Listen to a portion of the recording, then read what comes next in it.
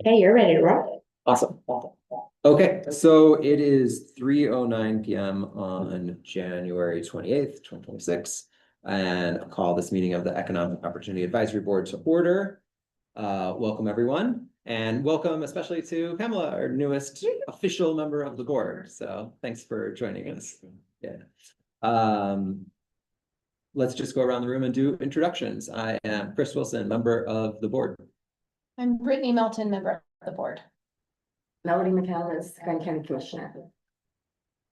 Pamela Gibson, member of the board, and anything else? It's up to you. I think that suffices, but Castle City Councilor. Is that what you are? Yes. Yeah. Town councilor. Town councilor. Don't raise me up. Cora, just doing quick intros. Oh, yes, Cora Phillips, Director of Chamber of Commerce. Welcome. Lisa. Melissa Jeffers, staff. I'm Mark Tanner, county administrator. And Deborah says she can't hear us. Okay. No, I can't hear you. I texted you back and said, actually, I can. Oh, no. Now, Chris, I can't hear you. Can you hear us, Corey? You can't hear us? Okay, now I can hear you. I can hear you guys, but you did cut out. I did hear that too. Okay, well, let us know if you lose volume at some point. Again, let us know. We don't know what the problem is, but hopefully it doesn't happen again. We have you. Great. Floor is yours, Deborah, for an introduction. Oh, geez. Well, shucks, I'm Deborah McKee from the Governor's Office of Economic Opportunity. Thanks. Randy? Sure, Randy Martin, representing the Moab Area Chamber of Commerce. Thank you. Admin 3, I guess is that you? That's Melissa? me. Yeah, great. Yep. And Corey? Hi, everyone. Corey Shirtliff, Community Development Director for the City of Moab. Great. Todd, do you just mind doing a quick intro? Yeah, Todd Thompson, Small Business Development Center. Thanks. All right, welcome everyone, and thanks for joining us. Do we have any conflicts of interest, disclosures, or ex parte communication that anyone needs to report? Hearing none, we'll move along. Any citizens to be heard? Seeing and hearing none, we'll move along. Presentations, we have our usual slots for anything from the county commission and then the economic development staff. Melody, anything that you want to share with us? No, I think I'm gonna leave it for Melissa to share with her report when we get to her. Okay. Well then, Melissa, we'll pass it over to you. I would love to give an RCG update. RCOG is same status. We still have the extension. They're still working on it. We still are shooting for the end of April. With RCG, I am pleased to report that 5 contracts have now gone out and have been signed and are put on this week's commission agenda upcoming to be ratified. And those 5 folks have already started at some level to either submit documentation or are ready to submit. So that's going well. Is one of those the multi-mini mount? No. Because they've reached out to me and I told them to. They reach reached out to me. Great. Yes, and this I didn't realize, so this is my learning curve. There is quite the process with the grants. So we had to get the policy approved by the county attorney and then the contracts approved by the county attorney. And then the documentation approved by the county attorney, and then the commission has to vote, and we are now at a place where all of those things are in place. And so those have all been sent out. And I reached out to Chris and Randy asking maybe if they have an interest level in helping make sure that everyone gets those in as soon as they possibly can. But so far, the ones that we have sent contracts to are the chamber, which has already completed all of their paperwork and made their submission with their receipts and their reimbursement requests. Way to go. I know, they are like, so far they're the star students. But then we have Rock Tots, Jasper's Daycare, the golf course. And that's it. That makes up the 5. Those are the ones that you received. Yeah. So we're still waiting on info from. Oh, Say the that brewery again? too, right? You said the brewery. Oh, and the brewery. Yeah, okay, I'm sorry. So it's Moab Brewery, the chamber, Rock Tots, Jasper's Daycare, and the golf course. Great. So those 5 have all signed their contracts and returned them. And then they're just waiting for those contracts to be ratified at the commission meeting this. And then does Tuesday. the other ones just not have their paperwork in, or do they even know that they don't have it in? They do know that they don't have it in. Okay, There's a form, a submission form online, and the last pieces of information, the only thing that we need from them is that the county attorney wanted business license, EIN, and the corporate structure. oh, And so those are the five. but they and all then- know it now? Yes. Okay. Oh, and the That's all I was press, the concerned. press we still need to get info Yeah, back from as well. so I'm not sure, I sent a list of like the status of where everyone was, Yeah. except that since then, we did get those extras in. Okay, great. And then just to make sure that we're getting these through so that people have them for as much time as possible. I'm getting the contracts out to them literally within minutes of when they're getting that information in. So they're going out as they come in. I'm not holding them for a date or. Yeah. Yeah, so that's where we are on that. Okay, Great. sounds good. Anything else that you want to do in this portion in terms of reporting? Okay. No, I mean, unless I'm missing something with those two, that's the steps. Sounds great. We didn't mention that from the commission, Melody's now the chair of the commission, and congratulations. Well, thank you. Yeah. Okay. Oh, Deborah. Did you see that? Celebrating fireworks. No, that's funny. All right, so next up, I see approval of minutes. Do we have minutes that are? Yeah, I There's looked two in that there. up. There. Yeah. I actually did not have a chance to read through them. Did someone that has had a chance to read through them want to make a motion to accept them? I will make a motion to accept both of them. Okay, great. And it looks like we have the 11-19 and the 12-17 minutes. So you're making a motion to approve both of those sets of minutes.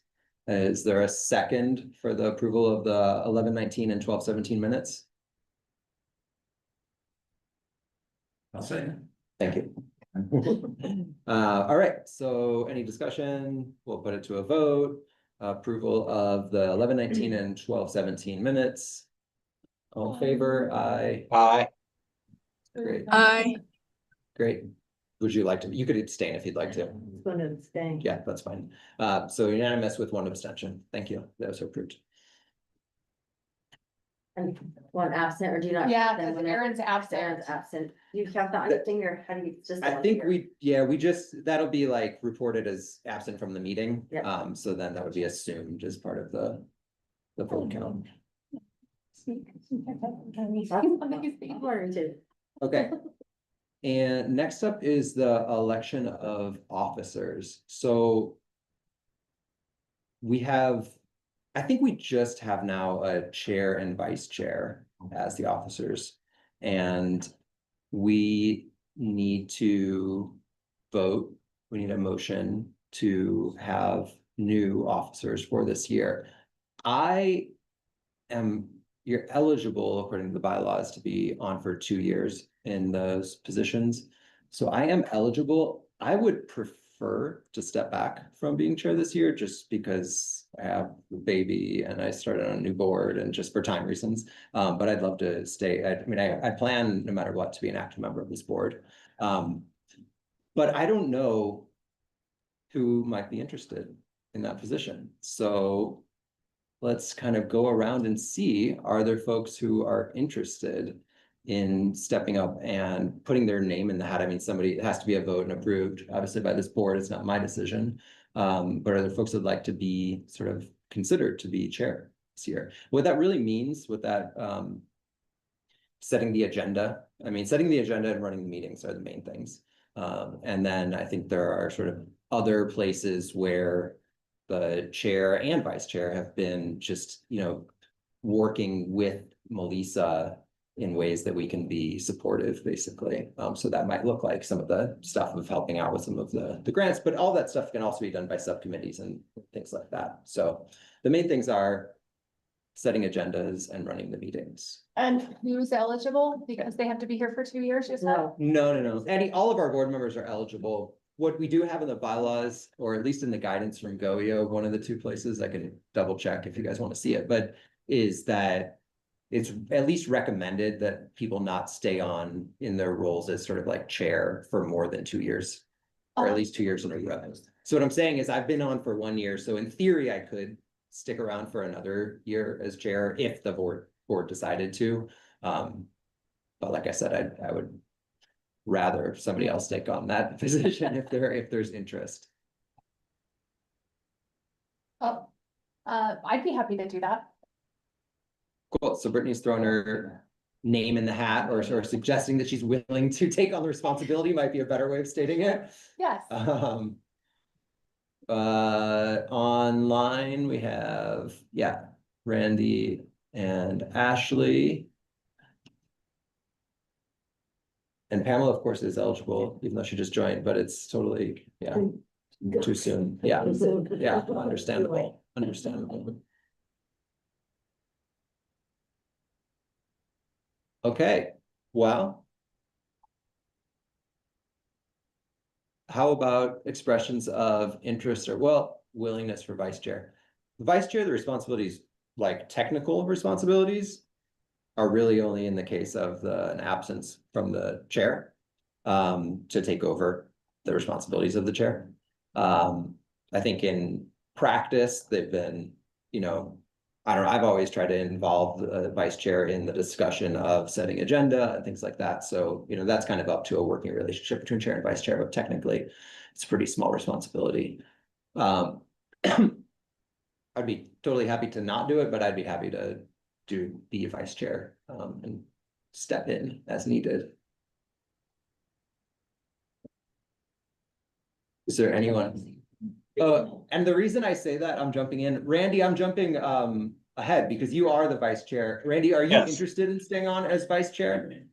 No, Chris, I think you do a great job as a vice chair, and I'd definitely support that. Okay. Aaron, welcome. I'm sorry, I thought it was at 3:30. Why did I keep doing that? Good, you're perfect timing. We are in the middle of selecting officers for this year. I am interested in stepping back from being chair. Brittany has expressed some willingness to be chair. I've expressed willingness to be vice chair. Randy's expressed a desire to step back. But there's still an open conversation if there, basically if you'd like to express interest in either of those roles. Good. Okay. Well, I'd go ahead and make a motion then to for Brittany to be chair, and I think I can just make it part of my motion and for me to be vice chair. Would anyone like to second that motion? Sure, I'll second. Seconded by Aaron. All right, any discussion of? Great, hearing none, put it to a vote. Anyone all in favor of electing Brittany as chair and me as vice chair for 2026? Aye. Aye. Aye. It's unanimous. Brittany, you're now the chair.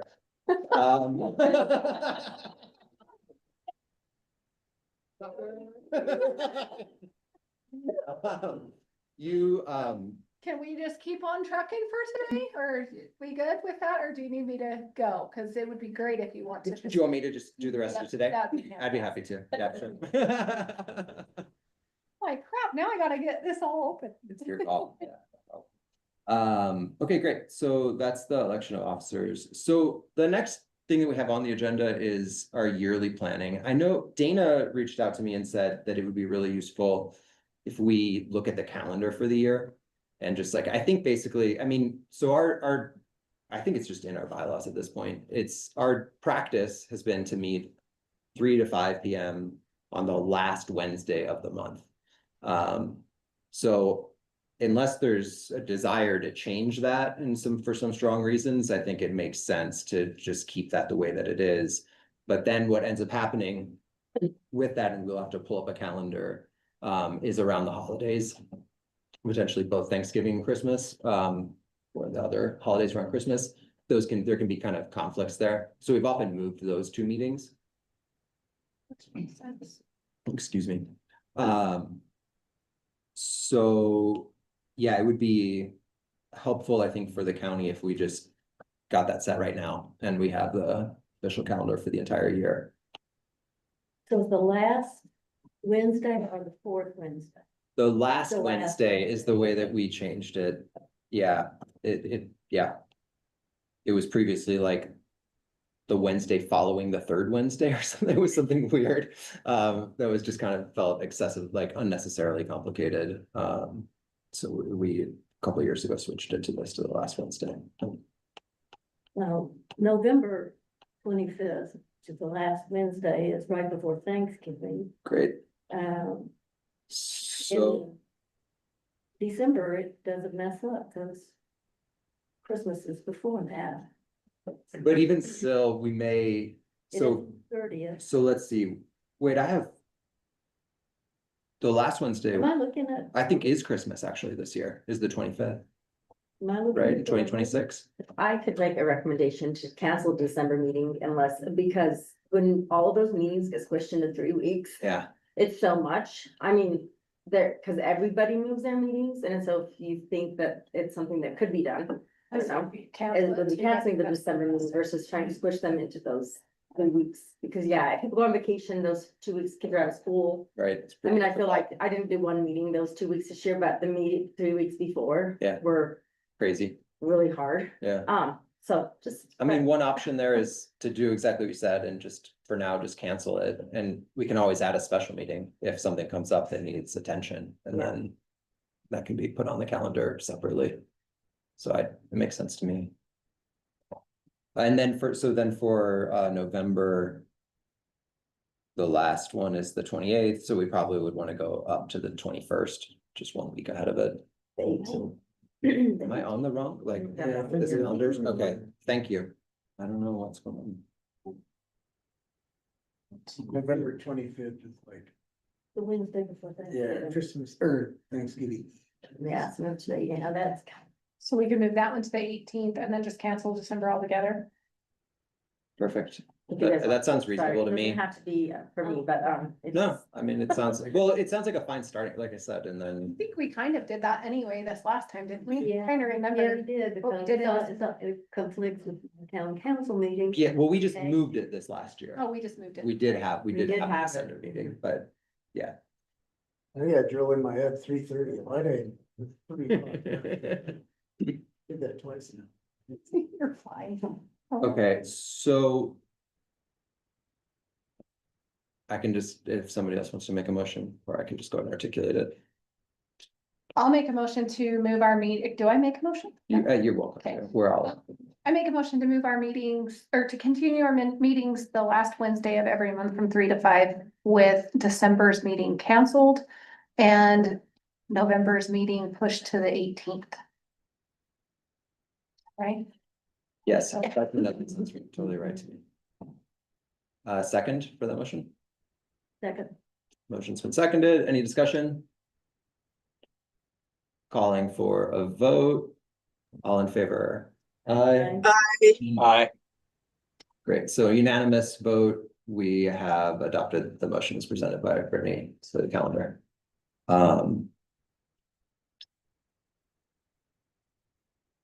Oh, Aaron is here now. So are you able to take notes? Sure. Okay, thank you. I was gonna make sure that I'll try to take some too, but.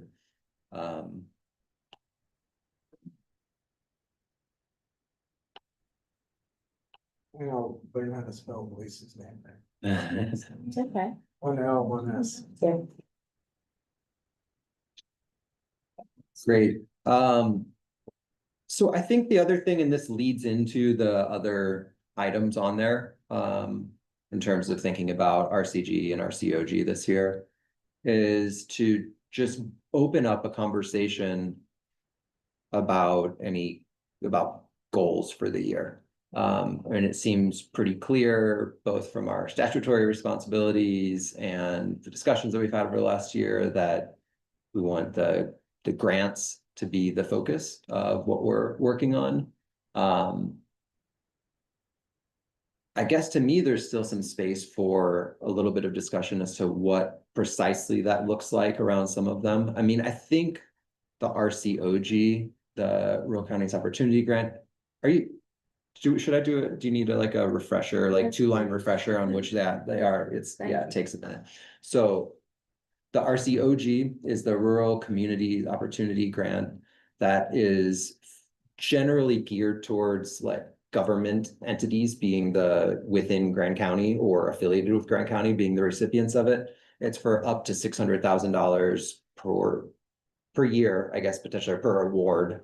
And then you need to close out the previous grant before you're eligible again. So in theory, you could do it once every year, but make an application. But oftentimes it would be every other year would be when you would be eligible. We should be eligible for want to put in an application for the RCOG this year. Last year, we selected the EMS for a destination training program. But then because the previous grant didn't end up being finished on time or on time for the RCOG schedule, I should say, they haven't had a chance to apply. So I think, so this year, RCOG, which is a competitive grant, like Grant County doesn't have, like there's a pool of money across the state and everybody can compete for it. Rural municipalities and rural counties. So this year, right, we should be eligible to put in an application, and we should basically, I think, be planning on running what we would sort of consider like a regular process so that we as a board can submit a recommendation on who should be the Grand County sponsored applicant for that grant by June, by late May, by May, I guess is what we would say. Is that would be sort of running on a similar timeline to what we came up with as a best practices timeline last year. It's obviously up to this board to decide how to do that. So to me, that part seems pretty straightforward in the sense that we know what we need to do. I mean, I think that we already have the EMS program, which is already sort of like moving forward, but it would be a very strong applicant again this year, in my view. But we should maybe consider opening it up to considering other options as well, both for for best practices in terms of having some competition and be able to select the best project. But also in my mind, because that'll help build up a pipeline of projects so that even if some of those aren't selected this year, we're starting to already build those conversations in so that we can do our best to win them as often as we can. Are these for kind of agencies, I mean, EMS or fire departments or anything, or It can be. anything? Yeah, It could also be like, oh, here's a pit place that could be a business park, but they need to build infrastructure to it. Could be something like that. Okay. but if it's private, like a business park, then the county has to be sponsoring the Right. project. So they But need you to be like very bought into the project. I mean, essentially, they're taking on some liability that if a private entity doesn't follow through with the project, the county's gonna look for that. We money. built a project for Arroyo Crossing, doing a lot of infrastructure there. That's what we're waiting to close out Oh. right now. Yeah, so there you have a nonprofit closely aligned and working very closely with the county, where the county decided they were comfortable sponsoring an outside entity to work with. Chris, you did cover the G. grant. Yeah. Okay, so and then RCG is a rural counties grant, $200,000 given to our county every year, in a non-competitive way, as long as we fulfill basic statutory obligations around the management of those funds. And then we as a county have broad leeway to spend them. The commission makes final decisions, but we make recommendations to the board. And there's a lot of flexibility as to how those can be spent to support both of these grants. They're economic development grants, so they all have to be supporting a definition of economic development that's in the GOEO, the Governor's Office of Economic Opportunity language, which includes like infrastructure, workforce development, and business attraction and retention. That's basically the definition. So all of them have to fit those categories. But beyond that, the RCG is very flexible. This year, like last year, we ran a sub-grant program and gave that out to all these entities that Melissa was just talking about, finishing up contracts for. This year, the commission, through their budget process, decided to spend that money in-house due to budget shortfalls on the economic development department. And so we'll have a conversation in just a minute about kind of more what that might look like this year. But it's going to be a little different process for us as a board this year around RCG because the commission went ahead and took that action already before any recommendation from us. So we are then that's part of what we, I think, do need to consider sort of planning for the year is like, what is the helpful role that this board then plays in guiding RCG funding? And I think there is still an expectation that we would put forward some sort of a recommendation to the commission at some point this year about how that money is spent. Because that's part of our statutory guidance, but what exactly that looks like is something we need to talk about, I would say. I think that, we need to be good partners to the county, excuse me, and hear kind of what the thought process is. And then also with Melissa, if I was kind of looking at this from like a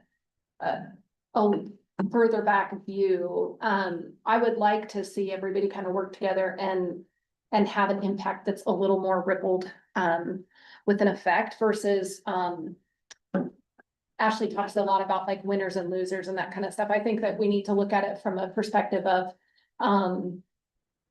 what does the county need? Why is this an impact? And what is the ripple effect of this? If we, with doing like a partnership with maybe private enterprise or private business versus what the county exactly needs or whatever. But I think that when I looked at the packet of I think what you're gonna probably present on, because I was kind of surprised by seeing that. But I think that that's an impact that's rippling. Do you see what I mean? From it's like something to do with our contract for the airport. So that's a big one. And if the money's there to then see those flights through and really push, business in general, that's a big deal. That's a win for everyone. So I agree that we need to have some more advice and more discussion around that, but we also need to kind of figure out what is important at the beginning. And so I like that kind of goal setting or whatever, but for me, it's about the ripple, the big impact that needs to happen. Sorry if I'm interrupting, but I think what you're saying, Brittany, is what I was calling it for a while was the multiplier, like projects that have a serious multiplier and that are going to affect the whole economy. That's what you mean by it ripples through? Is that what you mean? Yeah, absolutely. Yep. Okay, great. Yeah, I totally agree with what you said. Melody, did you want to jump in? Yeah, and I think that's what Melissa's done is she's recognized that the economic department has a lot of gaps that aren't there for that to build on that rippling. And so that's why that money's kind of like, here's the deal. So just like today, she's going to come to you with her proposal. So even though the commission said this is the money, but she's got this money that she's going to bring and present it to you. So yeah, that's kind of the way that works. And she does have an entire presentation about, I think, are you gonna show that today? If you guys are up for it. I'll be gone because I have to go to the dentist. But I know a whole entire like bringing it all together. So this is what the economic development and also the commission's goals are, going forward. So at least, and so anyways, I think it's a really great plan that she has. And I know that going forward to couple those things together, it's gonna be valuable. But well, maybe it makes sense to move to that part of the discussion. And then, I mean, if there are, the reason I wanted to bring up this idea of just like goal setting is that we have RCG and RCOG, the main things, right? And then just like, if there are other things that people want to see show up as sort of that we will be working on through the year, then let us know what they are, but you can also just let Brittany know at any point in time, I think, if she's open to feedback from board members, but board is pretty strong. We have some good people on this board. And so, big ideas, good ideas. Let's hear them. Yeah. Cool. So let's turn it over to Melissa then to talk about strategic plan from the department and county. And then if we want to wrap back up into the conversation, or we'll just move forward with the RCG and RCOG components of the planning discussion. Awesome. Okay, it is a lot. So I'm just gonna hit really high level, because what I wanna do, if you guys are comfortable, is I've got a recommendation that I would love to be able to make and have you guys vote on if possible. Okay. With an initiative to move forward, but I just wanted to provide enough to give context. So if you want me to slow down or speed up, I made a procedural mistake, so I think that we clarified that we can talk about the plan, but we just need to make sure that we get it in the packet. Is that what we? Yeah, decided? certainly if we're discussing the plan, then we'll want to share that in, we'll put it, but we can, my understanding is we have 24 hours after. Yeah, it doesn't have to be in the packet today. It just needs to be put in there. And also, I see that the Canyonlands Regional Airport draft proposal is underneath the RCOG planning, but it's not RCOG, that's RCG, right? Yes. So it just needs to be moved. Okay. Cause the RCOG planning is what he was just talking about, like what's the future for the RCOG? But this particular, the draft proposal and then what. You're I'll right. make It's sure gonna that be under that gets RCG, moved, and then the I'll other piece get will the be other one under, included. yeah, the economic development plan is what she's gonna talk about too, so. Perfect. Okay. So Pamela, you're new. Everybody else has been here, I think, for a bit. But one of the things that we've consistently talked about is kind of what is our approach to economic development, and how, what is our philosophy about economic development, and what do we want to do to be able to cultivate that in our community. And one of the big things that is a big topic is just the idea of asset-based economic development. That approach of saying, what is it that we have to work with? What's really magical about this community?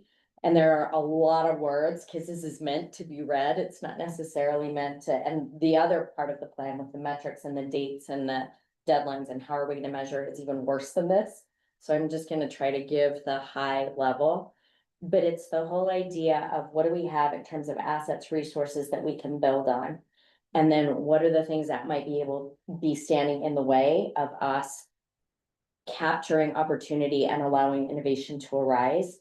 And then also layering on top of that, a really systems thinking forward approach and understanding that no single intervention that we make is going to be able to correct what we need or give us what we need for economic advantage. Meaning we can say, okay, we know what some challenges are in Grand County. We can say we don't have enough workforce to be able to attract some of the businesses that we would want to attract or whatever. But we can't just focus on workforce, because our issue is also affordable housing. So where will they live?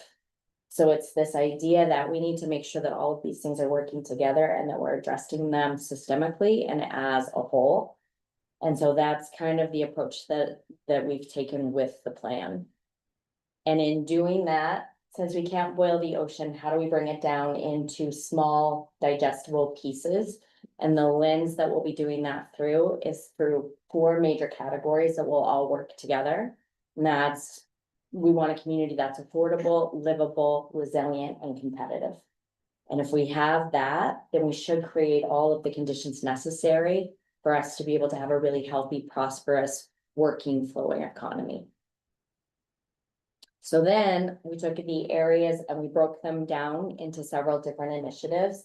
And affordability is one of the biggest ones, where you'll find the biggest group of initiatives this year. And it's because it's a showstopper for so many things that we're working on. So I have done the deepest dive, probably deeper than I want to, into Alice. Are you guys familiar with Alice? It's a profile that's been created by the United Way. So there's the poverty line. So we've got a metric in Grand County that says, here's the poverty line, and we have N number of people that are living below the poverty line. And typically when we look at federal assets or state assets or resources, they're granted based on those numbers, which is fine, except that the biggest issue is that we've got a lot of those folks, sometimes in affordable housing, you'll hear them referred to as missing middle. Or with childcare, they're the missing middle, where they don't qualify for any sort of assistance or grants, but they're still as a full-time employee, not making enough to be able to cover the basics. And Alice is asset limited, income constrained employee. Meaning I don't own assets, so I can't leverage home equity. My income is a regular income. I'm limited to that. And now, depending on what my housing cost is a function of percentage of my wages. That's gonna drive whether or not I'm choosing medicine, food, housing, whatever in any given month. And I was shocked at our Grand County metrics. They're pretty horrifying. So just so that everyone's aware, we're sitting at about 50% of our residents who are Alice residents or who would be Alice identified. And one of the biggest challenges is housing. It's a lot of other things because a lot of people are paying more for childcare than they're paying for housing. But one of the biggest issues with housing is if you say that affordable housing is 30% of your income, and you look at the average, not list price in Grand County, but the average sales price of a home, you would have to make $122,000 a year in order to have affordable housing and to be able to have subsistence in Grand County as a homeowner. So it's kind of an alarming statistic when you look at that and you say, how many people are really making $122,000 a year here? So being able to address that, how do we work on workforce if they don't have places to live in and they can't afford to live here? Then are we Park City, where we're bringing in a workforce who's commuting from far outside the area just to be able to fill positions here? So what we've done by category is break them down into initiatives. And each one of these initiatives will roll up into a category, although they fit in other categories. They don't fit neatly in just one. Typically, they fit in 2 or 3. We've categorized them by the one that they fit the most in. So we've got 5 initiatives this year that are focused on affordability. And it's number 1, an affordability audit. So we need to understand exactly what you need to make hourly, not to be a homeowner in Grand County, but just to be able to rent. So we need to understand what are your costs of childcare, what are your costs of housing, and have that complete audit. One of the most important things with that audit is that we're not going to qualify for a lot of the large funding that we want to go after if we can't prove what the conditions actually are. So we need that report to be able to say, we're applying for this, we're the best candidate, and here's the metrics that show that we're qualified to be able to receive that. So affordability audit, we've got a housing policy. So we already passed a housing policy for gap funding to be able to cover capital stacks for affordable housing projects. So the commission passed that piece of the policy, and that's really designed to address the supply side. So, you know, we need affordable housing. We know that groups like Machold need that gap funding from RCOG, RCG projects, CDBG to be able to close the gap to get some of these big LIHTC projects off the ground. And it's really important that we support that because they can't get traditional financing for that. So sometimes it's literally, I mean, you can imagine how close your margins are to be able to pencil affordable housing if $200,000 is the difference in a $30 million project getting completed. Like that's tight. So the commission passed supply side part of the affordable housing policy, but then that leaves us still with the demand side. So what we need to do to finish that policy this year, and there's a reason that I'm getting to that it's important that we finish that housing policy, is that on the demand side, housing supply is not the only thing that keeps a homeowner from buying a home. It's things like if I'm paying for childcare, if I've got a high debt to income ratio, if I am working to make ends meet, how do I get a down payment? We need a down payment assistance fund. So being able to create a fund that says, if you've been an employee, if you live in the area for X amount of time and you're working full time, we have a down payment assistance fund where you either earn back out that loan and you don't pay on that loan until you sell the property, or you pay back a portion of that property when you sell the home. All of that policy needs to be crafted. Do we want to have as a part of that policy that we'll buy down points? If what's keeping you from generational wealth and being able to have a home, which is one of the ways that we've set aside to have a forced savings policy or to create generational wealth, it could be that maybe it's that monthly payment that's keeping you from doing that. So can we offer to do buy down points as part of a program? So if you work in a community long enough, we're gonna bring that payment down by being able to buy down points in year 1 and then fewer in year 2, year 3. So we have to put that policy in place. And as soon as that policy is in place, that's what will fuel and be able to provide space for us to create a housing trust fund, which is a dedicated affordable housing trust fund. So instead of saying we're gonna have $200,000 as a commission line item, that's a discretionary line item for the commission. Instead, we've got this dedicated trust fund that has dedicated things flowing in. So things like payment in lieu of, or, you know, housing credits that are paid by developers, or adding on to building funds, or, you know, HUD matching grants programs. But we're looking at 5 or 6 different streams to be able to fund consistently that housing trust fund. So it's not just, hey, can we afford to take it out of the general fund this year? It's dedicated money that's going in that can't be used for anything else, which is what would allow us then to be able to work with larger funds like HUD to be able to have that matching in place. So, and then part of that is finding those sustainable funding streams to go into that fund. And then you also have questions like, for example, is it housing only, or would we also be looking at childcare expenses for, say, families that are making below 60% AMI? All of those are policy decisions that are going to have to be made as part of that policy. And then we'll be able to fund that and move forward as part of affordability. And then the other one is service work awareness is an affordable initiative in terms of how are we educating visitors who come to the area about service workers and the affordability of living in a gateway community and what tipping does for those folks, and how every all labor is skilled labor, and just being able to educate people that, you know, whether it's your guide or your server or your whatever, these are the things that we have in place as a community to be able to help make things a little bit more affordable for our central workforce here. Okay, sorry.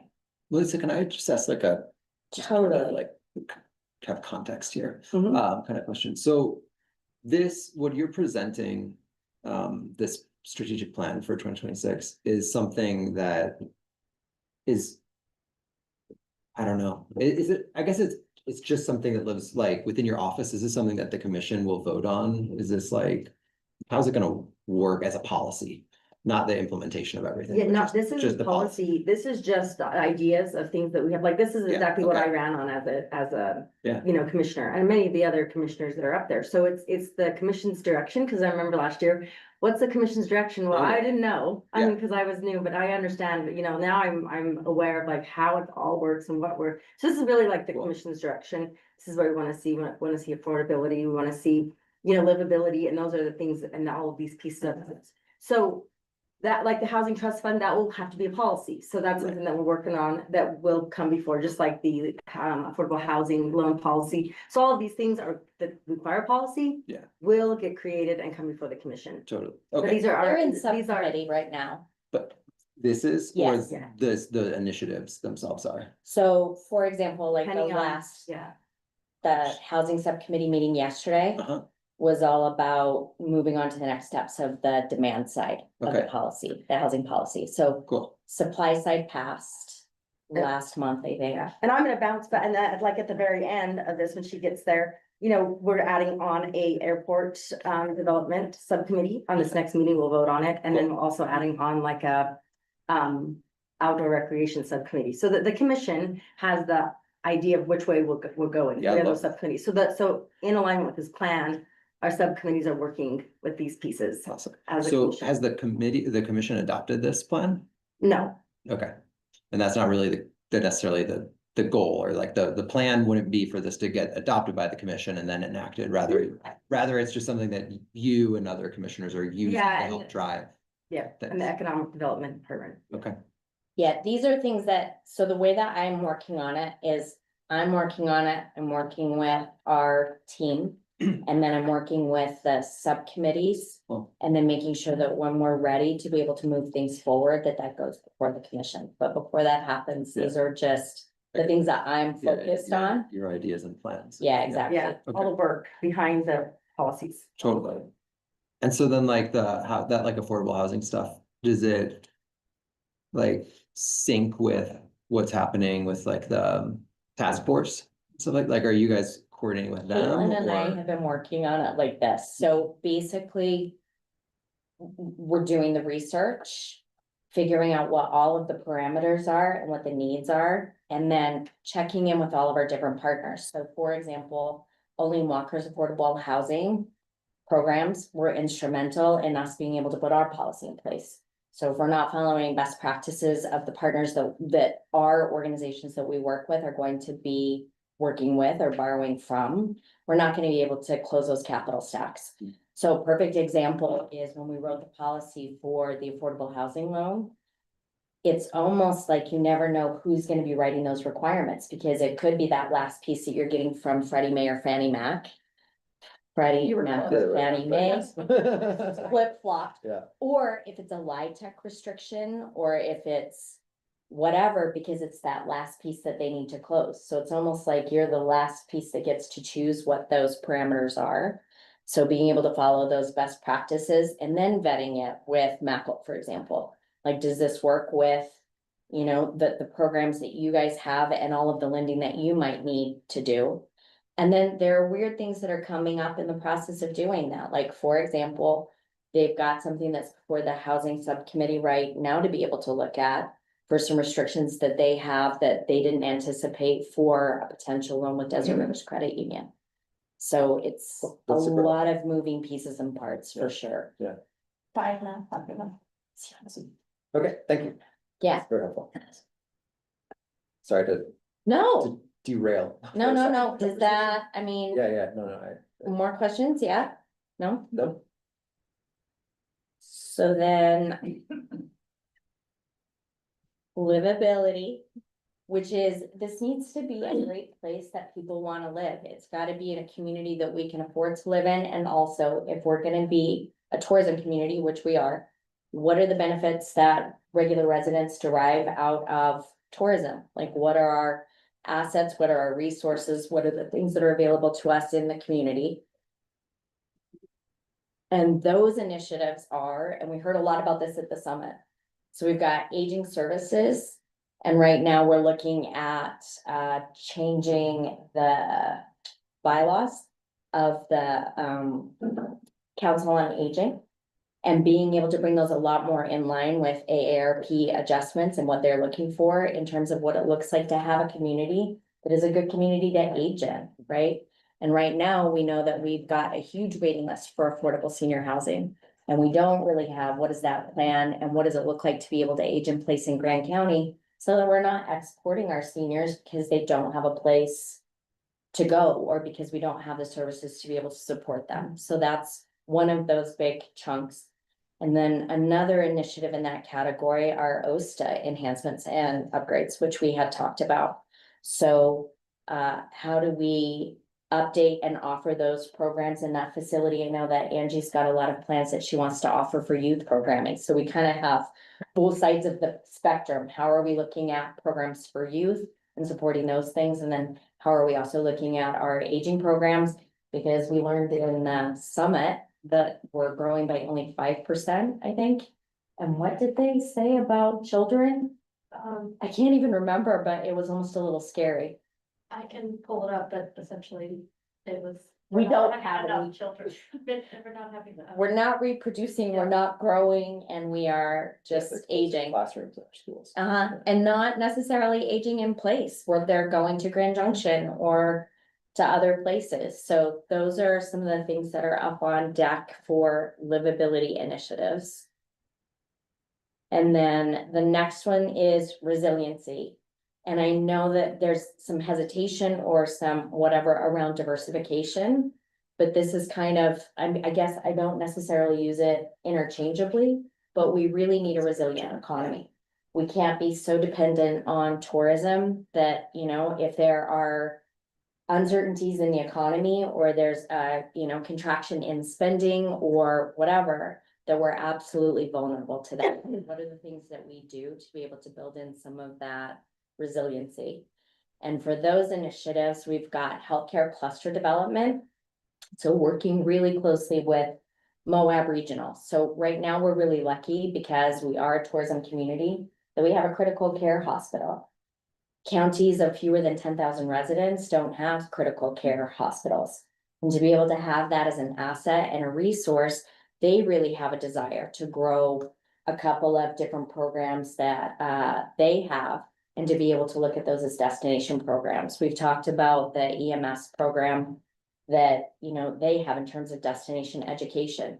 But how do we take the built-in human infrastructure that we already have in place to support visitors, but then support different types of visitors? So there's medical tourism, there's destination education and training. So being able to work really closely with the hospital to make sure that we're supporting each other and telling that story together so that we can attract those programs. And then another one that we have in that category is strategic retail.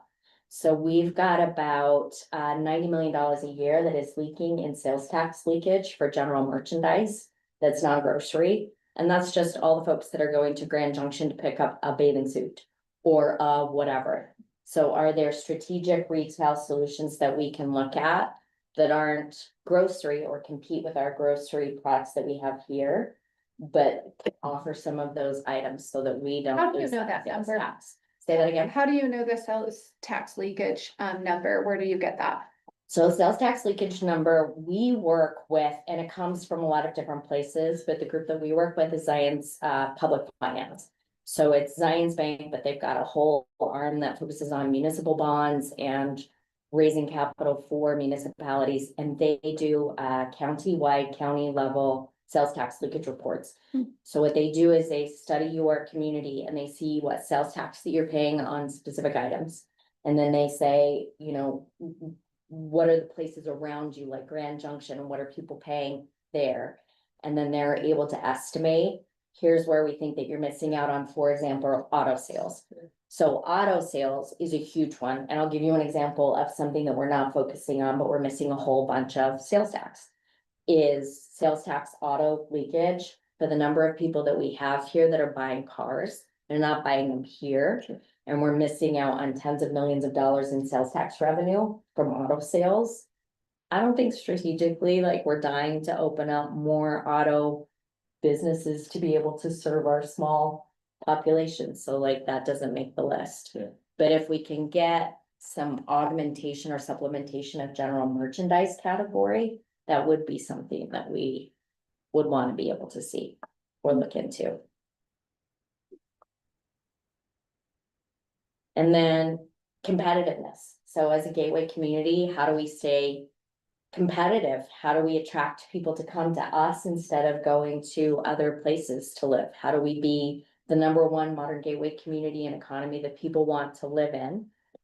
We've got 3 initiatives in this one, and one of them is the one that I'm really excited to talk to you guys about. One of them is air service. Our 2026 EAS contract is up this year. And again, part of the Grand Summit, the #1 concern or complaint that people had is that we just don't have consistent air service. It changes every few years. The service changes every few years. It's not necessarily the service that we would like.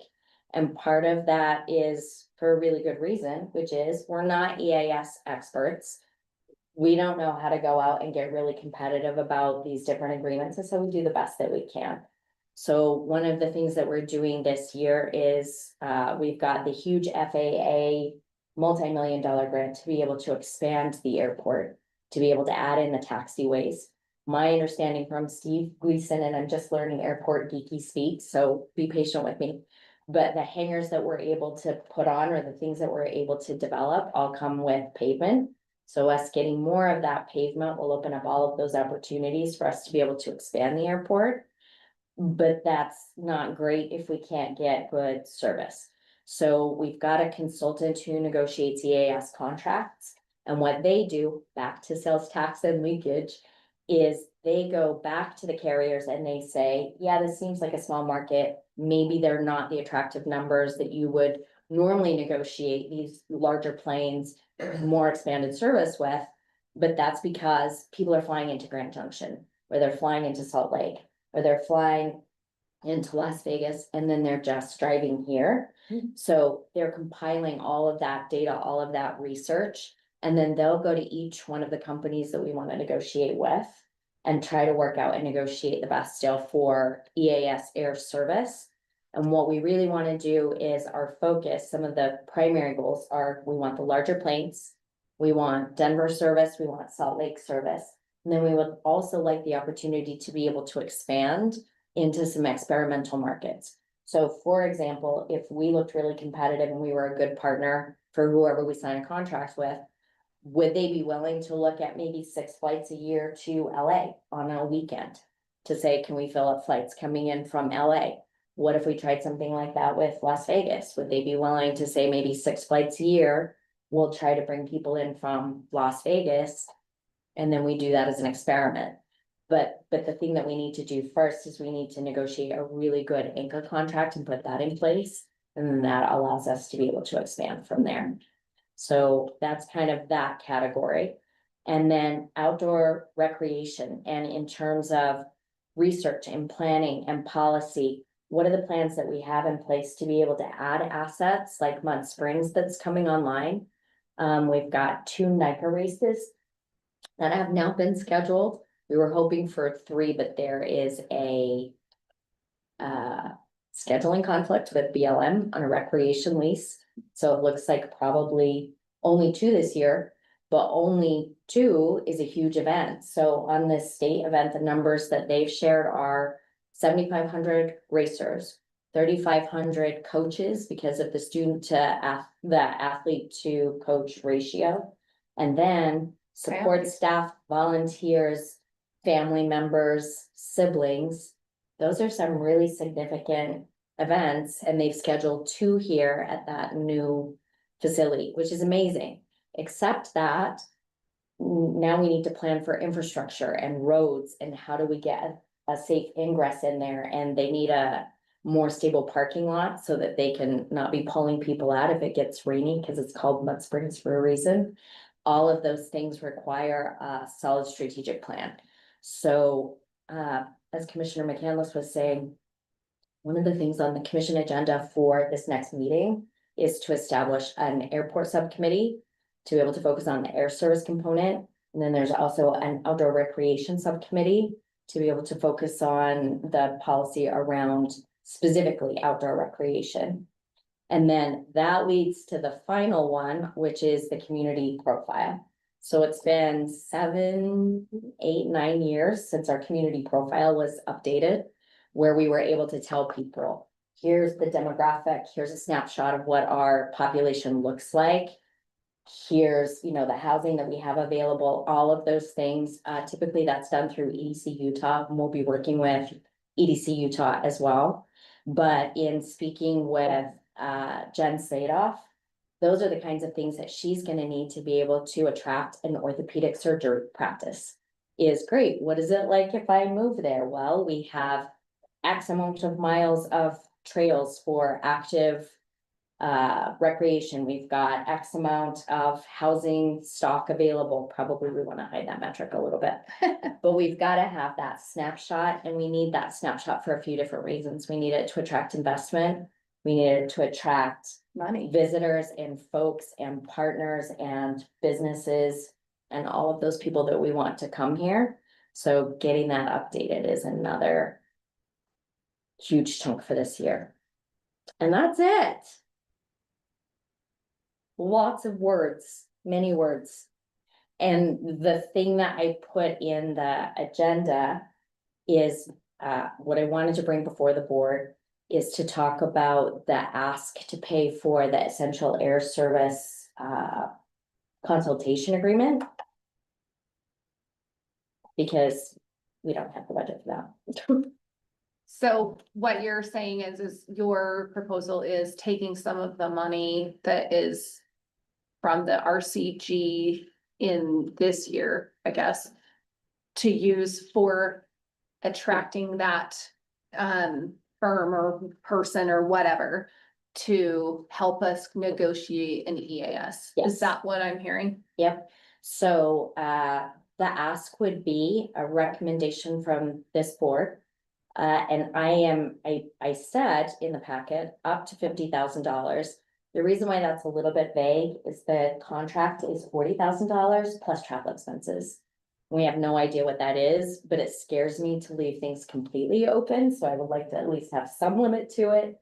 So essentially, if we say up to $50,000, then that would cover the contract, and it would cover up to $10,000 of additional fees, costs, travel, because incidentals were in there as well. But that just feels too nebulous, but it kind of felt like if we say up to $50,000, then if it goes over, then we can try to identify a different source of funds, or we can come back and talk about that. So are you asking for the board to approve maybe like a letter of support that would hit the commission Yeah, just from this, or a recommendation? Just a recommendation. Either way, just yeah. like that would do. I mean, I wrote a letter for the chamber, that I thought was pretty good, but, Randy, you read that. Do you think, or Ashley, trying to think who else? Do you think that maybe you guys could put something together that we could send off, or what do you guys think? Or is that something that is even important to anybody? Well, I'm okay with multiple directions in terms of the vehicle. I mean, traditionally, I would just say that in terms of a recommendation for how RCG funding gets used, it would just be like the letter of a motion would generally be the information we give. But if we wanted to give like more detailed information as to why we're supporting something, I mean, that's completely optional, I guess, as well. What do you guys think? Randy, did you have something? No, go ahead. Okay, sorry, your name was just on there. I was wondering. I'm still learning the system. I mean, I have a question just to try to understand like the value of an investment like that. If that's all right. Oh, totally. How's it worked in the past? I mean, the airport has gone through a few rounds of EAS negotiations, I suppose. We've definitely had, first, I don't know, the only ones that I'm aware of are the last two where we had SkyWest and then we now have Contour. Have we had a consultant for those previous negotiations? We've never had a consultant. No, this is brand new to us. And I can give you, there are a lot of areas that I know about as much about it as this board, because I'm new to this too. But it's my understanding in bringing on Steve, and I don't know if you guys know Steve's background, the new airport director, but he grew the Provo Airport from nothing to where it is today, which is an amazing, thriving hub. And has the experience. He was shocked that we had never used one before because it's complex. So working with the FFA, it's my understanding of what we've basically gotten is who's willing to take us, because we have that FAA assistance as part of essential air service, because we're a rural community. So we haven't really gone with a really strong bargaining position. We've sort of had to take whatever it is that someone's willing to give us. And Randy, you would be way more qualified and expert at speaking to this than I would. So I would love any input that you would want to share. But Steve was basically saying that this is something that typically communities like ours don't do on their own, and that they do have that support. So in working with a consultant, he's got the relationships with the air carriers, kind of knows who to go and talk to, and then can bring the research that they're looking for. But Randy, I too am curious about what you would say. Yeah, no, I support the hiring of the consultant 100%. I was on the airport board 3 years ago when we tried to do this on our own, and we wound up with Contour Airlines. Okay. This time in meeting with the consultant, Cora Phillips, Cora's there. Cora and I met with the consultant on last Thursday, and boy, just 5 minutes into the conversation, I realized what a mistake we made a few years ago to do this on our own, and how much of a benefit it's going to be to have this guy who has 40 years of experience dealing with airlines and the FAA. What a benefit it's going to be to have this guy working on behalf of Grant County and to bring much better air service to us all. I'm curious about your meeting with him. Did you guys feel good about, I've met with him a couple of times. I'm curious about your impressions. Randy, you can go first. Okay, yeah, I was really impressed with his background and his knowledge. He talked about air service that he's brought to other communities within the United States, negotiating with the carriers to bring great air service to other communities in the United States.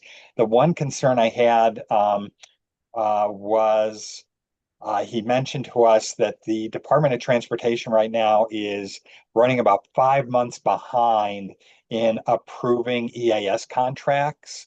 So he did say that if you're looking to an October 1st start date, it most likely will not occur on October 1st. We're probably looking at sometime early in 2027.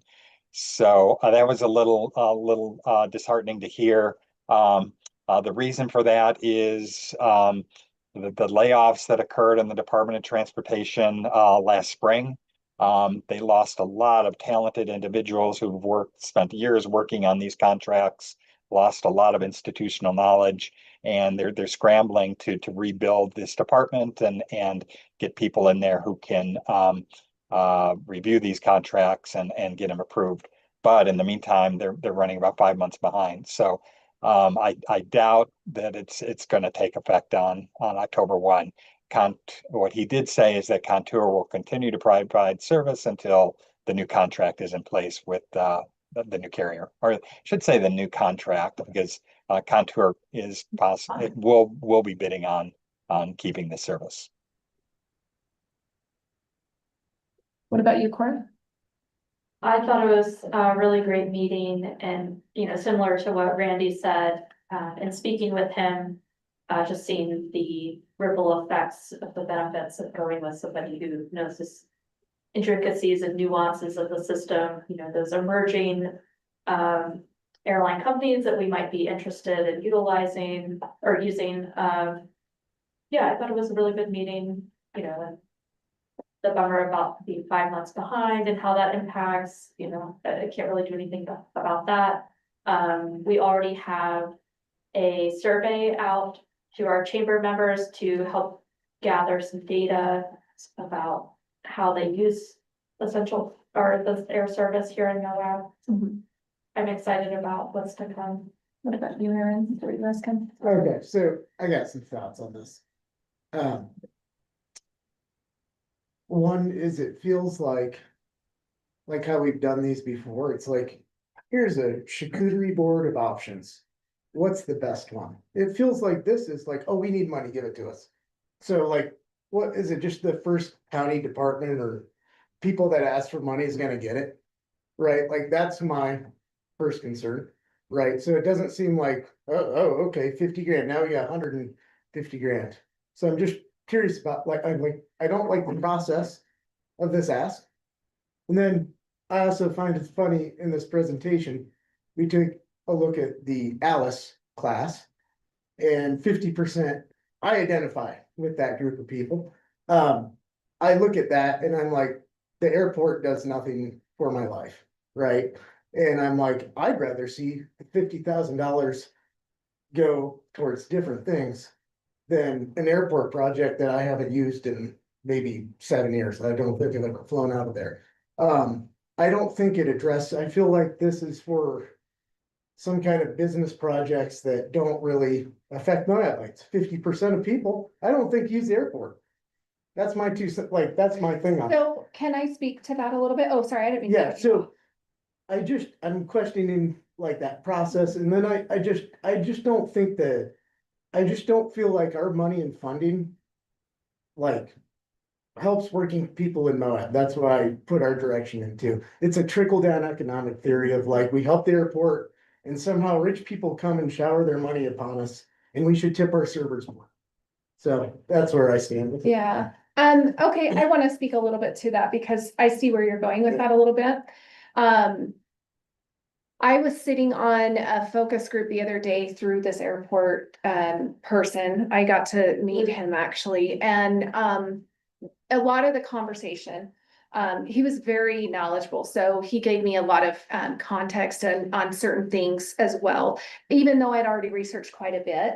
But code share was one of them that really stood out to me, and code share basically was talking about how when people book flights, let's say they're coming from, I don't know, Florida, and they have to go to Denver and then to Moab. Well, a code share means like they flew with American, and American has a code share with whatever group they choose. And then that flight becomes a lot more streamlined, easier, that kind of stuff. So as far as making it plenty easier, that's great. I advocated for a Salt Lake thing because my dad has cancer. I'm in Salt Lake all the flipping time. Do you know how much better it would be to pop him on a plane and get him to his treatment and then pop him right back the same day? That would be fantastic for my life. Secondly, I'm looking at the ripple effect and yes, you're right, it trickles big time. Yep, we do need those people, but he also gave us a lot of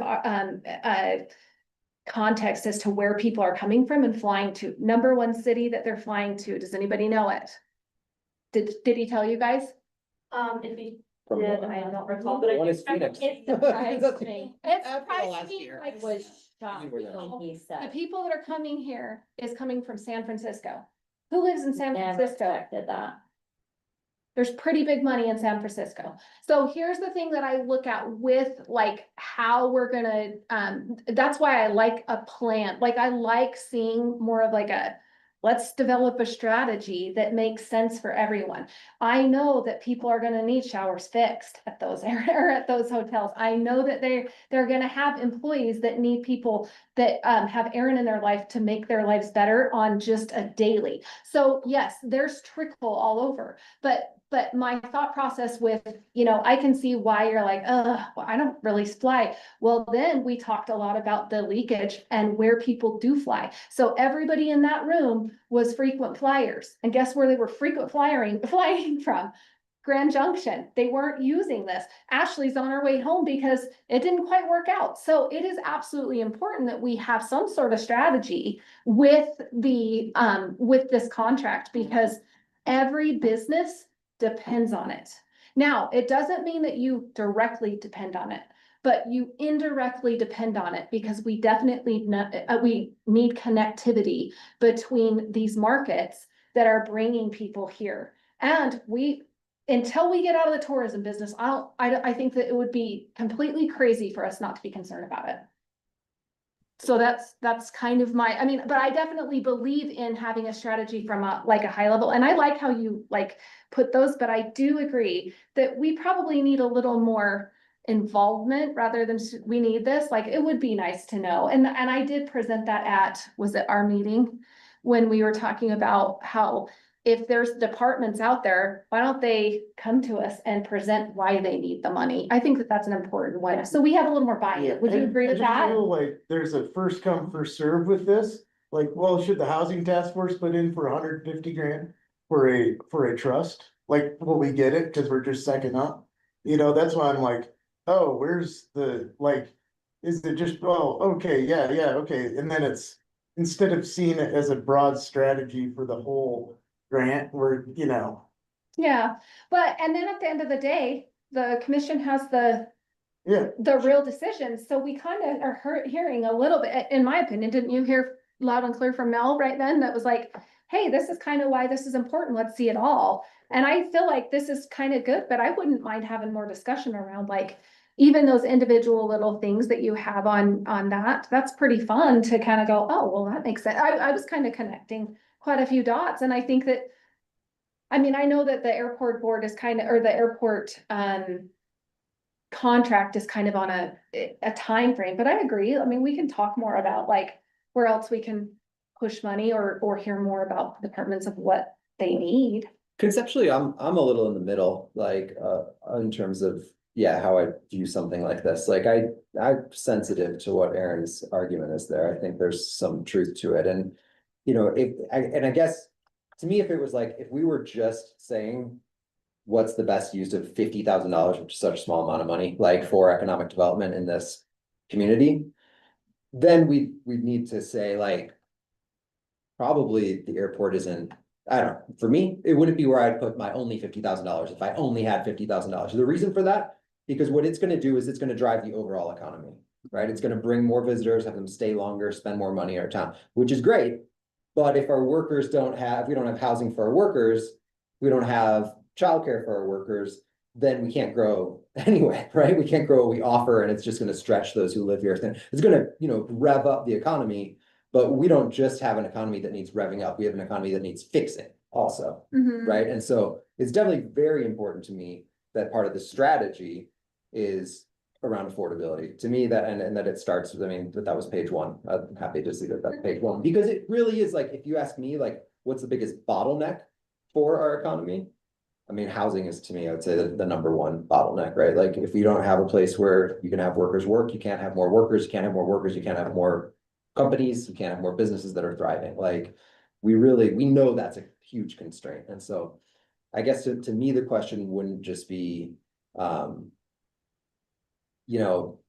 does this 50,000 in particular support this aspect of the strategy or that aspect of the strategy? But like, and maybe another way of saying it's not necessarily a question then, is like, to me, it's important to know that the strategy as a whole that involves an important component of affordability is being funded, right? And like, that the commission is committed to finding ways to fund some of the issues that help solve those bottlenecks in our economy that are, to me, really like, certainly housing affordability and accessibility to childcare are pretty high up on that list.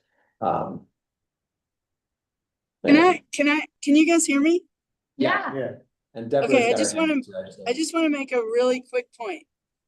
Aaron, the way, from my perspective, as a business owner that has employees, if we have a airport contract, and when we have one, I'm going to have more customers, and I can promise you that that means I get to pay my team more money. So it's not about like a few rich people coming in and tipping people. It's not about that. And I can tell you, every business in town that has capacity to have more customers, when you grow, you get to pay everyone on your team more money. And so this, it's not really like some drips and drabs trickling through. It's core to our economy. And if we want to be competitive as a recreation destination or attractive to any other industries, you have to have air service. There's a whole study that Headwaters Economics did about the difference between rural communities that have air service and rural communities that don't. I can try to find it and share it with you. But I think to say, I haven't used the airport, it's not important to me, I think it's just about rich people. I don't think that's really quite fair or accurate. So I get it that you're concerned about the process of who's getting which money and are we making the decision. But the county's budget is, I don't know, many millions. And so what we're talking about here is a small amount of 200,000 that we're trying to use as you guys have been saying, for ripple or multiplier effect. And so I just don't feel like it's quite fair to say that the airport is not going to grow wages, because I really think there is a direct connection between the additional customers that come and wages in Moab. So I just think that should be considered. So Deborah has her hand up, and then we should, if Aaron wants to respond, give him a chance to respond as well. Deborah? Hi, everybody. Just speaking, as a GoEO representative, I would also consider, and Chris, this is kind of to your point, what you were saying, really think about where previous GoEO funds have been spent, right? GoEO's invested almost $1 million in housing in Grand County, right? You are putting out small business grants, this year. And just think about, the childcare money that's been going out, everything like that. Like, you have been supporting some of that other infrastructure of the economy. And so just something to think about where the rest of your funds have been going traditionally and historically, right? Thanks. Aaron, did you want to respond at all? Okay, Corey? Thank you. Sorry about that delay. And it's kind of a rolling commentary that I'm just on as well. Within that housing arena is, I think, and compliment everyone that was at the business summit that was speaking to all these elements, is that as we have these engines of housing and engines of economy moving, I think my biggest critique is those that are speaking to the housing pipeline and the units that are coming forward saying, hey, we've cured the housing problem. Everyone that knows me knows that's inaccurate, but there are a lot of factors that are moving towards that engine where I've continued to preach that we need to also be starting to ramp up that economic element. So I would also piggyback and compliment the last two comments. Thank you, Ashley. Yeah.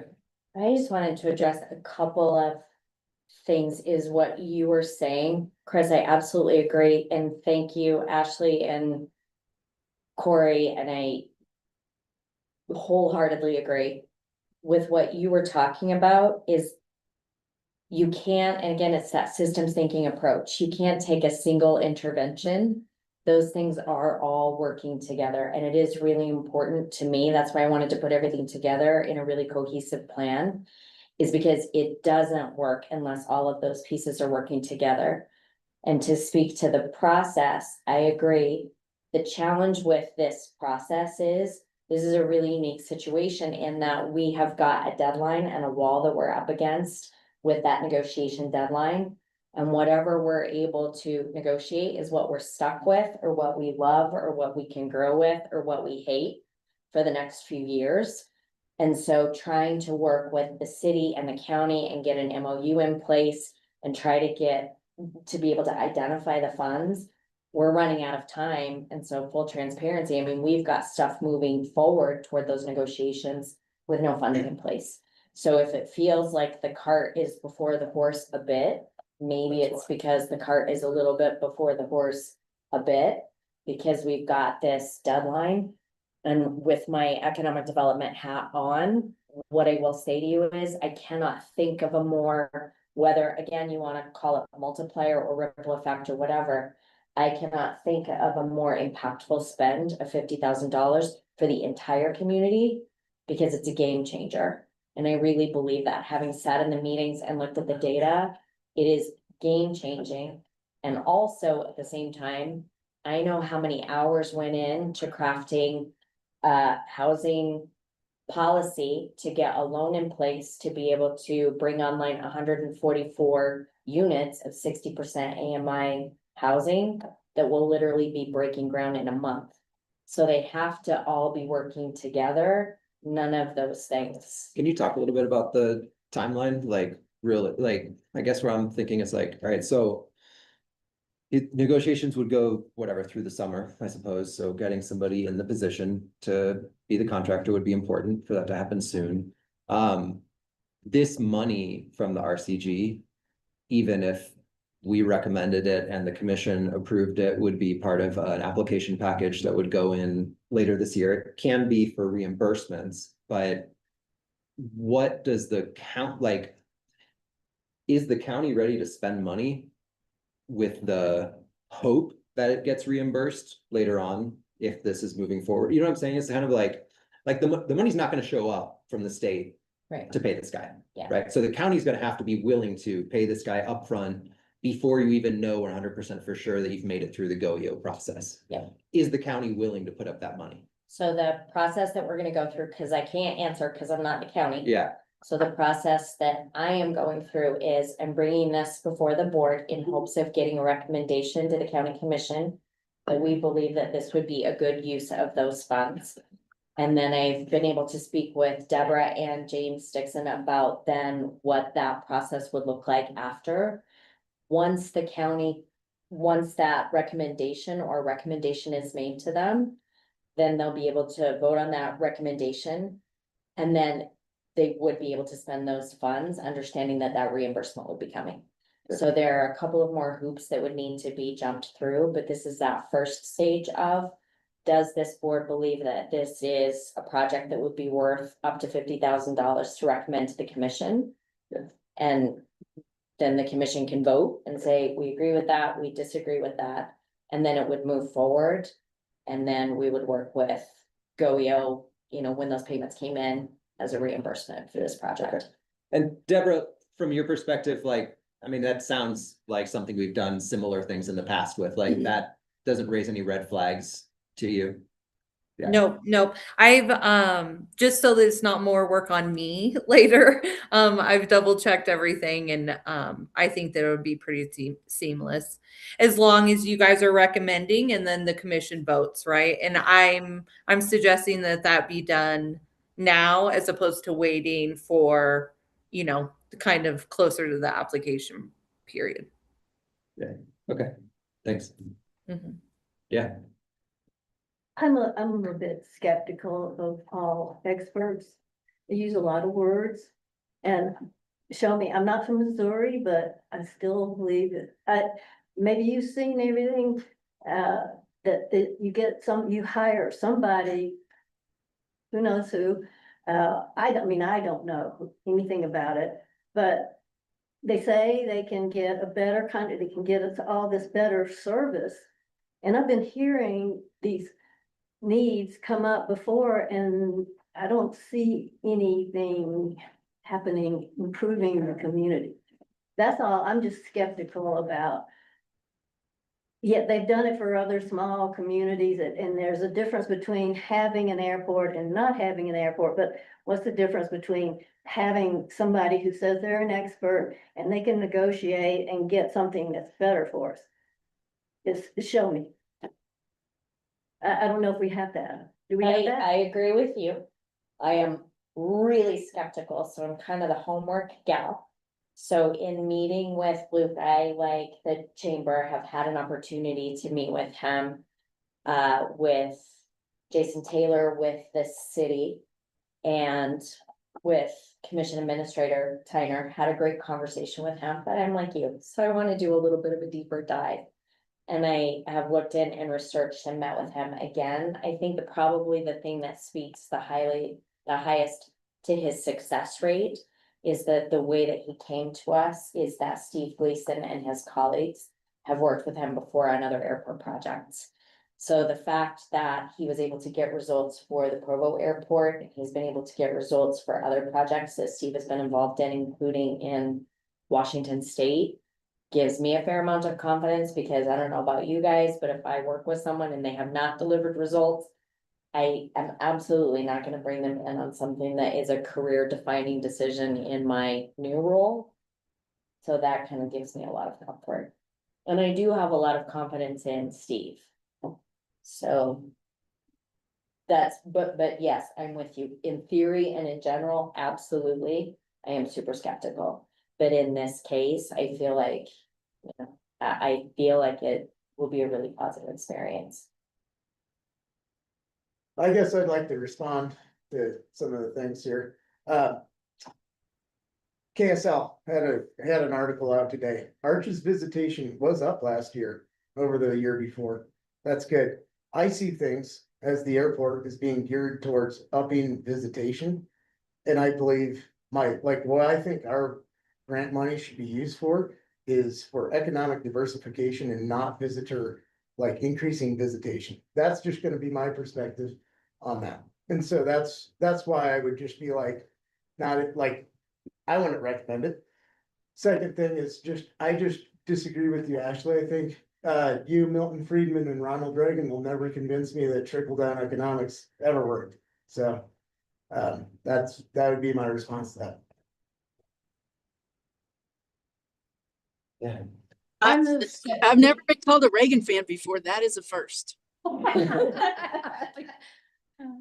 I move that we send a recommendation to the county for up to $50,000 of the RCG to hire a firm to help us with our EAS I agreement. second.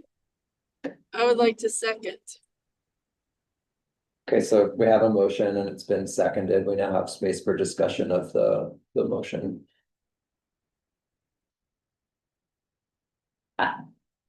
I would, and again, I would love to go back to Aaron. I hear everything that you're saying. The naysayer. Just want to. You know what? I love the good naysayer, brother. But what I want to say is, while you're saying nay, I share it with you, so just so that you know, in full transparency, and I say this in all of the meetings, to me, my number one priority or my biggest concern about this community personally, taking off my economic development hat now, and taking off my Grand County staff hat, is to me, it is absolutely unconscionable that you cannot afford to live in a place where you serve. Meaning the indignity of, I can't afford to live where you are, but you certainly will be okay with me giving you a cocktail. I have fundamental issues with that, which is why affordability is so top of the list for me.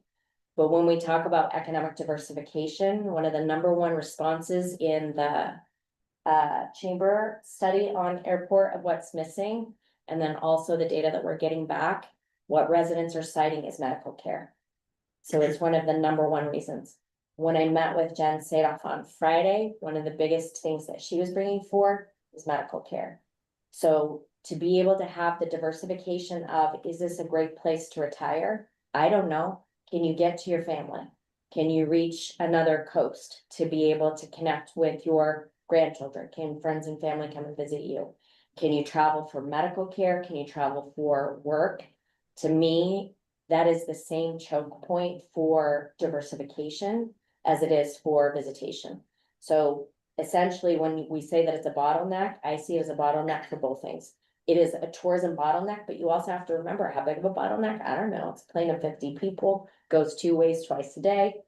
I'm not quite sure, but do I know that it's a bottleneck for a remote region to be able to attract the kind of talent and seek the kind of medical care and have the kind of connection with friends and family that we need to have? I absolutely see it as a bottleneck for diversification.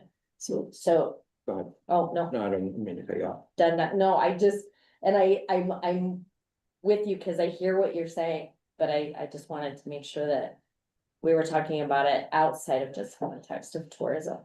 So one thing that I think as a county, we have this big challenge, which is that we talk about economic development as if it's separate from visitation, right? And but it's basically the artifact of the funding streams. Like, so we have TRT that funds tourism promotion, and then we have everything else. And this is really tourism promotion, you know what I mean? So I don't mind money being spent on it because it's the biggest, really the not just the biggest, it's like the driver of our economy. But it's really tough when we only have such a small pot to use for other things. And then we start talking about using that pot also to promote more visitation. So my question there is, are we really sure that you couldn't use TRT money to fund this? I mean, is this not tourism promotion? Yeah, you did? No, that's important to me. 100%. I look at TRT promotion differently. I don't look at it just as advertising. I look at it as anything that is designed to be able to bring people in from outside. Exactly. My interpretation is not the interpretation that is shared with the state auditor. And I would go toe to toe 10 days out of 10, and it doesn't get me anywhere. But just so you're aware, it has been explored. Okay. Yeah. It's great. That's my first It's a choice great for question, everything, just, you know. honestly, yeah, that would've been It's great. the biggest Where are we pot gonna of money. fund this stuff? It's just like, it's so frustrating because I do think this is a good use of money. I just wish there was a different pot that we could. So fund it just out. as a side note, so you understand how Yeah. I'm viewing TRT and how I'm looking at that. One of the biggest reasons why I'm interested in a trust fund is that in terms of diversification or what we're able to do with TRT, before we can even look for policy changes, we need to have that legal instrument that's all that it can be used for before we can go back and make an argument. Sure. I would go back and make an argument, which is why I would like to have an affordable housing trust fund. So To me, it's $50,000. It's not potentially going into a housing trust fund. That's out of, that we could be doing, so. And one of the things, Melissa, I kind of question your thing of, like, do you want to make this a retirement community where people seek this place to retire? I feel like we can't take care of the citizens that kind of live here and are current retirees. that's why I say aging in place. Yeah. Is I want this to, so we have an aging population, we are not growing, we are not getting younger here. Unless we're able to flip those demographics. which are where those other, the livability and the affordability factors come in for me. But right now, what we're doing is we're exporting seniors, we're exporting young people. And I don't know how long that's sustainable for a vibrant, thriving community. And we do know that for seniors seeking medical treatment and needing access and housing, we have none of those things right now, or we don't have them in abundance. And it's not that I want to argue with you, No, it's no, that I want to be on the same Well, I page, guess, because I'm like, consensus I now. just would like, okay, you have an airplane and like 2/3 are seniors seeking medical care. Is it gonna be like 1 out of 40? You know, and I'm like, well, now we're just promoting tourism, you know, so that's kind of my, yeah. It's a win-win all over. I mean, is it I mean, bad I think if, if let's say 50 it's grand half, is- or if it's, let's say it's the one senior that needed that ride, and then the 49 other are tourists, is that bad? Well, I'm just saying, like, we have such a limited pot of money. And it's like, kind of, like, I don't know, Do you want it in the housing? not necessarily housing. Okay, I'd like it in things, we can be salting money on businesses or salting money on people. On community residents, and I'm just gonna like, well, I take the residents approach and don't believe in the trickle down approach. so And hang what- on, can I just add one thing? Sorry, I can't raise my hand because I can't figure out how to do that on my phone while I'm driving. But I just, if you, one of the things you said earlier, Aaron, was that you are for diversification. And I get the feeling that you agree with the idea that the tourism economy is a little bit risky and it's not paying enough and we should diversify. So when you look at, I've looked at a lot of communities that have worked on diversification, and the sort of panacea, the one that everyone loves the most, is some kind of manufacturing or at least design function, like Osprey in Cortez, Colorado, or Chaco in Hurricane. So those manufacturing type functions, if that was what, I get it. The healthcare one is interesting and it has a lot of components. It's not traditional diversification. Aging in place, the whole idea of that is to take care of the people who live in Greene County. But anyway, if you want to support diversification, if you think that's important, any business, whether it's software or any kind of manufacturing, any kind of business that could locate in Greene County will not be able to unless we have reliable air service. So it's just like you would be, if you can't support this, and sure, it would be great if we could weigh everything up in once, but because we have a deadline on this, we're gonna have to make the decision a little bit early. But if you're for diversification, you should be for the airport, because you're never gonna get any kind of other industry to come to Greene County until we have truly reliable air service that functions for everyone involved. Just another way to look at it.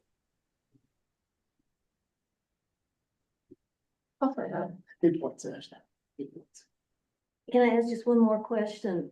What percent, just a rough percentage was, how much better do we think an expert that negotiates a contract is going to get better service, air service out here? What's the percentage possibility of it being any better? And we spent $50,000 and it's the same old, we get whatever, because that's the way the world has been working. Is that, the little guys they get the dregs. But to me, you can't really put a percent on it, but even if you just think about what we had with SkyWest and now what we have with Contour, like, that's achievable, right? Whether we get it or not, I don't think anybody can make any promises, but what would be an achievable goal would be to have our SkyWest, which was like the United flights that came in service, which included daily service or close to daily service And why don't we? to Denver and Salt Lake. Because We lost that contract. did it ourselves, which was, Randy explained that earlier on. I think it's a bigger story than just that, but it sounds like that's part of the story, maybe. Happened that we couldn't get that. Randy could probably Yeah. answer that better than I can. I don't know if he's available. Yeah, I'm here. So Yeah, Chris, I agree with you. It's really hard to put a percentage on it, but, yeah, my fear is if we don't support this, and we try and do this on our own, we're getting, if you, it goes back to, if you keep doing what you're doing, you're gonna keep getting what you're getting. And then, right, if we try and do this on our own, we're gonna keep getting what we're getting, which is, Contour Airlines, which, um, just it doesn't provide, in my mind, doesn't provide reliable air service to our community. But why didn't we get, One of the things that the guy that this expert talked about the other day in that group was these companies come in and they try to get the contracts. And they tell this county employee, hey, we are the company, and they schmooze them and explain that they're gonna be great. And then once that contract was written, it was very written in like a cited way of the airline or of that company versus maybe what the county was needing. And so 100%, Brittany. so what they explained to us is, we look at it from the perspective of, that expert's gonna look at it from the perspective of the county and of what the needs are of the county, and then try to negotiate that more. The other thing that they have is the expertise of this airline works with this airline, and they have all of the connections to make it make sense for what they're negotiating and for the county itself. Where I think, like, I don't know, if I was sitting there trying to negotiate the contract, I don't know all the terms. I don't have all the context behind the scene of making that better. So when you want to put a percentage on it, my thought is it's 100% better because we have somebody that knows all of the lingo and the people and the connections for what we're needing, and they know how to connect our need to that solution, and then write that contract. So that's kind of what I got out of it, and then whenever I talked to him, I was totally surprised because he also taught me a lot, and I was like, oh, this is why, and this is why I didn't get here to there. And this is why this guy drives to Grand Junction every day to get on a plane versus hop on a plane here. You know what I mean? So there was a lot of differences that I really found interesting. And then also from a perspective of just my company. So let's not talk tourism. My company won't even let me schedule a flight out of Moab, Utah right now. They only will let me schedule from Grand Junction or just a more major airport, but they'll let me go to Montrose, but they will not even let me go here. So it's lost revenue, lost opportunity, and that's just from my company perspective. So it's 4:52. Let's We do it. are getting close to the end of the meeting. I personally still have questions about this, but I have a feeling, I don't know, it might depend on Mark, that there may be 4 votes in favor anyway. If there is, I'm happy to go ahead and call for a vote. I just personally, I'm like I said, I'm pretty for this, but I don't know. I for example, want to know if we could put off this vote for 1 month and still be fine. I with making think they this need it contract. before then. From my understanding, Cora, do you know more about the county? I know Jason Taylor, when he sent Cora and I a message the other day and asked us for it quickly. Yeah. And then I think the county would like to have the thought process from the board. Yeah. I think the county is gonna do They what might the move county forward will do. without us anyway. So right? to me, I think understand we that ought to too. just go ahead and do a vote. Yeah, okay. Well, let's call for a vote. All in favor of the motion put forward by Brittany, right? To support a contract to support a contractor. we have people do the vote, or do you want raised Yeah. hands? Yeah, we'll do like raise hands. I'm voting for it. I'm about to go into Glenwood Canyon. I'm scared. I'm gonna Okay, get thank you, shot. Ashley. I mean, I Go might ahead. stay. We'll see. Yeah, I vote for it. okay. Mark, Okay, we have- Mark votes for it. Do you guys want to? You vote against it, or it's up to I you. don't wanna Or stop. you can have abstain also. Yeah, it's a statement. Are you abstaining or are you voting against it? No, I'm voting again. Okay, great. Yes. Against. I'm going to abstain. Okay. I'd like to have more information before I made a decision on it. But with that said, the motion passes. So we will put forward a recommendation to the commission as a board to support this. Do I just need to write an email or do you do that? Or what I mean, would you guys like? generally, like the actual communication has traditionally come through the office for a motion that we make to the commission, but if there's, I mean, I will track down a template. sounds good. I mean, we have the motion. It's really just literally gonna be sending that along to the commission. Yeah. Administrator. Mhm. I think, yeah, I mean, I think we still need to do a little bit of planning around the rest of the RCG process. We just did part of it today, part of what we will do for the year. And how we want to tackle the RCOG process this year, we certainly need to create a plan for. But we can do that next month. But please, like, let's just be thinking about this. I think that's really all I can say right now. I mean, I think maybe also, And if you guys have anything, just email us and we'll. yeah, if there are like agenda items for Yep. the future, please let Brittany or I know. And then maybe Brittany and I and Melissa can just have a conversation so that we can try to have a little bit of a game plan for what our COG planning conversation might look like next time. Wonderful. Great. Okay, with that, I or you adjourn this meeting. I have Thanks, everyone. an Deborah, update, please. an update. Could you please give it to us, Deborah, before we run out Yes. of time? Yes, I'm trying to, but you didn't ask if anybody has any other things to I'm so share. sorry. I apologize. Ouch. So I just wanted to throw it out there that our Rural Employment Development Incentive Grant, the READY grant, opens on February 1st. It'll be open from February 1st to February 15th. Businesses who do not charge sales tax and are not in construction are eligible to apply if they are hiring brand new full-time year-round positions that are paying 100% of the average county wage. They're eligible for a $6,000 grant per employee that they're adding. Nonprofits are also eligible for this grant. So they need to apply before they're hiring. So if these businesses are planning on hiring in the next 6 months, now's their time to get an application in. I will walk them through every step of the application process. So just pass them off to me. Okay?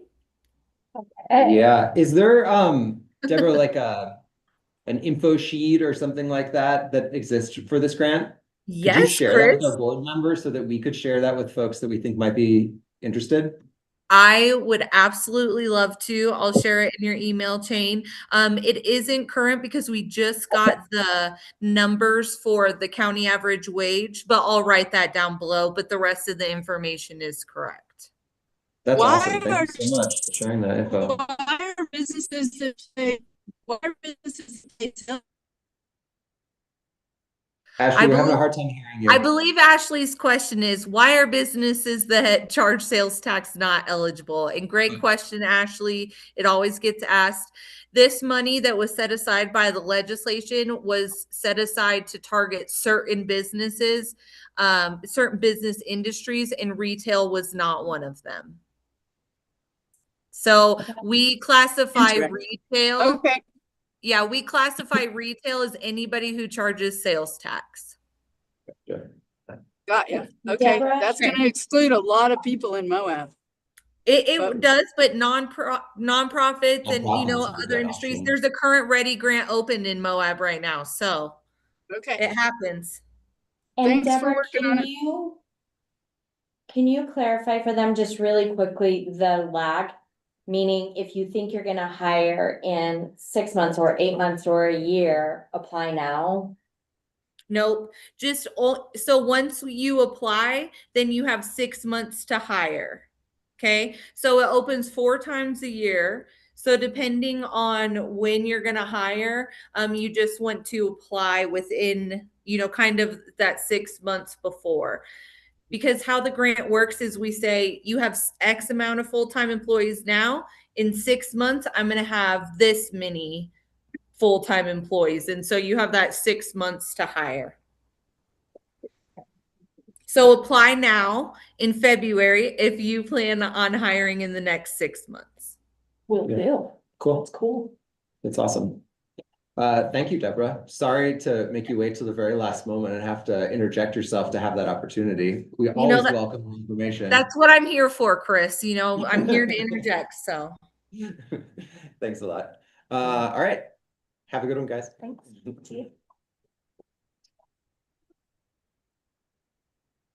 All right, I'm racing to a ball game, so I'll have to talk to you Good guys luck. another day. I'm super sorry, but my kiddo has been playing for a Not good at all. minute now. All right, see you. Oh. Hang on just one second. I'm gonna stop this slide. Yeah, I'll sign it. Good. Oh, that's fine.